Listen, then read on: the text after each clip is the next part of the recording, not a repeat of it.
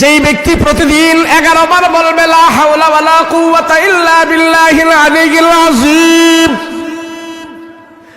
আস্তাগফিরুল্লাহাল্লাযী লা ইলাহা ইল্লা হুয়াল হাইয়ুল কাইয়্যুম ওয়া আতুবু ইলাইহি, লা হাওলা ওয়ালা কুওয়াতা ইল্লা বিল্লাহিল আলিয়্যিল আযীম।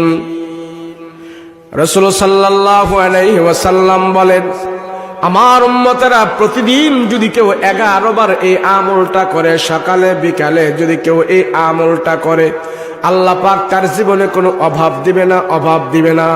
আল্লাহর রাসূল বলেন, তোমার অভাব যদি থেকেও থাকে, আল্লাহ তোমার অভাব দূর করে দিবে।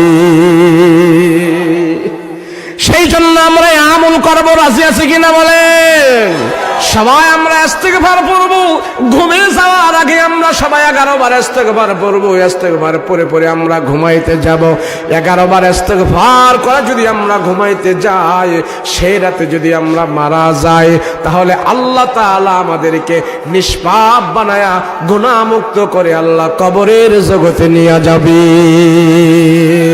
সবাই পড়েন আস্তাগফিরুল্লাহ, আস্তাগফিরুল্লাহ, আস্তাগফিরুল্লাহাল্লাযী লা ইলাহা ইল্লা হুয়াল হাইয়ুল কাইয়্যুম ওয়া আতুবু ইলাইহি, লা হাওলা ওয়ালা কুওয়াতা ইল্লা বিল্লাহিল আলিয়্যিল আযীম।